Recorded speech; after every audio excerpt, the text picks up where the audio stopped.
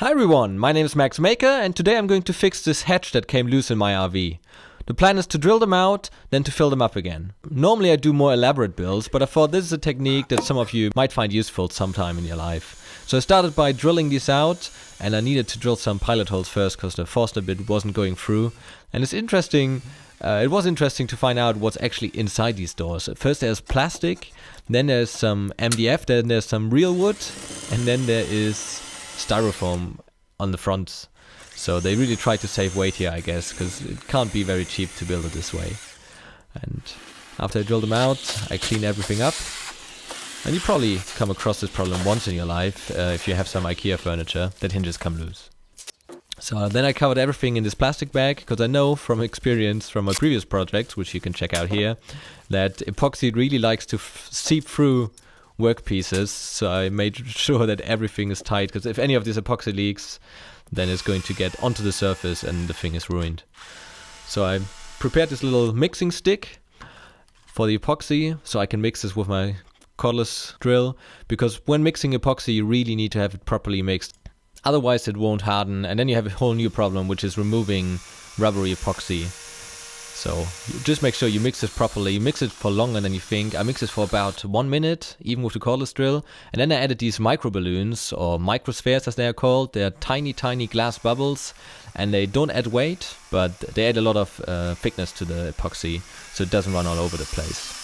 But be careful, micro bubbles does make the epoxy weaker, so I only use a little bit here. It doesn't matter for this application because the door is really light, but if you have a heavy door, you better only use epoxy, which I didn't want to do because it would run through the layers here.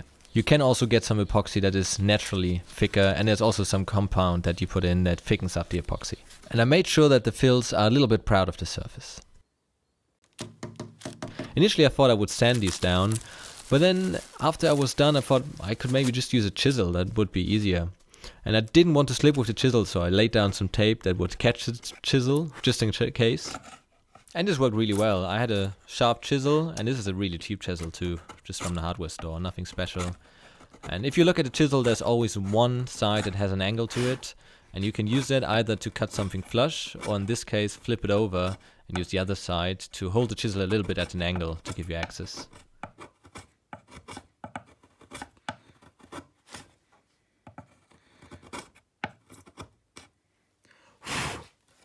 And that's it, it's flush now. I can remove the tape, and I want to mount this, but the cat really distracted me. It came with me into the RV and needed some attention. Yeah, so now came the difficult part, which was fitting this to the cabinet. And at first I thought I could use this double-sided tape. This is foam tape from 3M, and it's really, really sticky. I can recommend it. And I put a link to this down in the description. But unfortunately the hinges were too far recessed, so they wouldn't touch the surface. So this didn't stick. This was the easiest way I could think of. It didn't work. Maybe it works for you. So then I had to lay it onto the extended hinges and then mark the positions of the screw holes, and I drilled them out and inserted the original screws. Here I couldn't just blow it away because it was inside the caravan. And then I used this tool. It's a Swiss Army multi-tool. And this is a really great tool. It has this tiny ratchet, and I use it all the time.